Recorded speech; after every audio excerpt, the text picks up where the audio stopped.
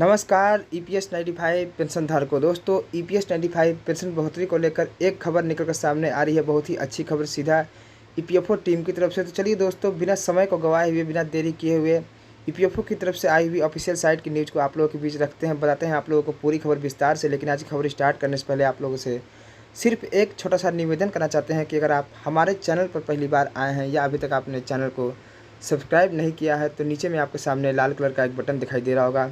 सबसे पहले आप उस पर क्लिक कर चैनल को सब्सक्राइब जरूर कर लीजिएगा और साथ में आप बेल आइकन दबाकर हमारे साथ भी जुड़ जाइएगा, क्योंकि दोस्तों इस चैनल पर आपको सिर्फ और सिर्फ ईपीएस 95 पेंशन से जुड़ी सारी खबर, सारी अपडेट देखने को मिलती रहती है, जो भी खबर आती है ऑफिशियल साइटों की तरफ से। तो चलिए दोस्तों, यहाँ से करते हैं आज की खबर को स्टार्ट। आप लोग बने रहेगा इस वीडियो में पूरा लास्ट तक। ईपीएस 95 पेंशन धारकों के लिए जरूरी खबर, इसी माह बढ़ सकती है पेंशन की राशि।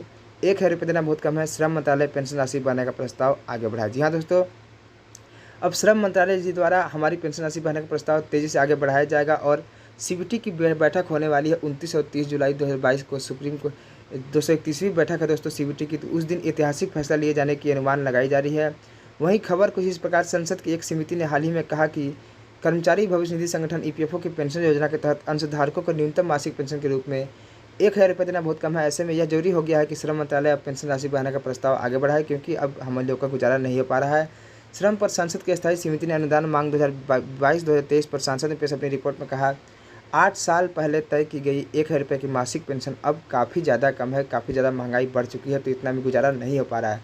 पेंशन बढ़ाने के लिए किए जाए उपाय। संसदीय समिति के मुताबिक श्रम और रोजगार मंत्रालय के लिए जरूरी है कि वह उच्च अधिकार प्राप्त निगरानी समिति की सिफारिश के अनुसार वित्त मंत्रालय से पर्याप्त बजटीय समर्थन को लेकर मामला तेज़ी से आगे बढ़ाए, ताकि इसके अलावा ईपीएफओ अपनी सभी पेंशन योजनाओं का विशेषज्ञों के जरिए मूल्यांकन करे, ताकि मासिक सदस्य पेंशन को उचित सीमा तक बढ़ाया जा सके और सीबीटी की बैठक 29-30 जुलाई को जो होने वाली है उसमें लागू किया जा सकता है। हमारी पेंशन बढ़ोतरी का मुद्दा उठाए और उस पर मोहर लगे।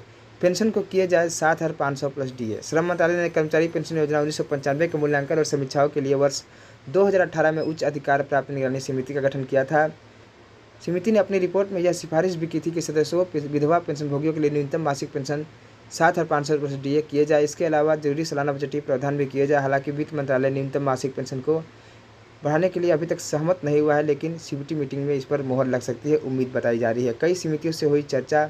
संसदीय समिति के मुताबिक कई समितियों ने इस बारे में विस्तार पूर्वक चर्चा भी किया है। उससे यही निष्कर्ष निकलता है कि जब तक विशेषज्ञों से ईपीएफओ की पेंशन योजना के अधिशेष घाटे का उपयुक्त आकलन नहीं हो जाता है, तब तक मासिक सदस्य पेंशन को उच्च सीमा तक बढ़ाया जा नहीं सकता। रिपोर्ट में यह भी कहा गया है कि ईपीएफओ सदस्यों, खासकर 2015 से पहले जो सेवानिवृत्ति हुए हैं, उनको ई नॉमिनेशन के लिए काफ़ी ज़्यादा कठिनाइयों का सामना करना पड़ा है। इसके साथ साथ ऑनलाइन ट्रांसफ़र क्लेम पोर्टल ओटीसीपी के कामकाजों में भी बड़ी मुश्किलें आ रही है, तो इस पर भी सुधार जल्द से जल्द किया जाए। तो दोस्तों, ये थी आज की खबर जो सीधा निकल कर सामने आ रही थी ऑफिशियल साइट की तरफ से। तो आज की खबर को देखें तो दोस्तों, साफ बात आज की खबर से यह निकल कर सामने आती है कि ईपीएस 95 पेंशन धारकों के लिए ये थी अच्छी खबर। जल्द यानी कि इसी माह हमारी पेंशन में बढ़ोतरी होगी। पेंशन की राशि 1,000 रुपये देना बहुत अब कम है। श्रम मंत्रालय पेंशन राशि बढ़ाने का प्रस्ताव तेज़ी से आगे बढ़ाएगा। जी हाँ दोस्तों, अब तेज़ी से श्रम मंत्रालय पेंशन राशि बढ़ाने का प्रस्ताव आगे बढ़ाएंगे। तो दोस्तों, ये थी आज की खबर जो सीधा निकल कर सामने आ रही थी ऑफिशियल साइट की तरफ से। तो हमने ऑफिशियल साइट की तरफ से आई हुई खबर को आप लोगों के बीच रखा, बताया आप लोगों को बहुत ही पूरी खबर, बहुत ही कम समय में तो आप लोगों से उम्मीद करते हैं कि आपको सारी खबर अच्छी तरह समझ में आ गया होगा। तो अब आपसे सिर्फ एक छोटा सा निवेदन करते हैं दोस्तों कि अगर आप हमारे चैनल पर पहली बार आए हैं, चैनल को सब्सक्राइब जरूर कर लीजिएगा और साथ में आप बेल आइकन दबाकर हमारे साथ भी जुड़ जाइएगा, क्योंकि यहाँ आपको ईपीएस 95 पेंशन की अपडेट पहुँचाई जाती है। अंत में लेते हैं विदा। जय हिंद, जय भारत।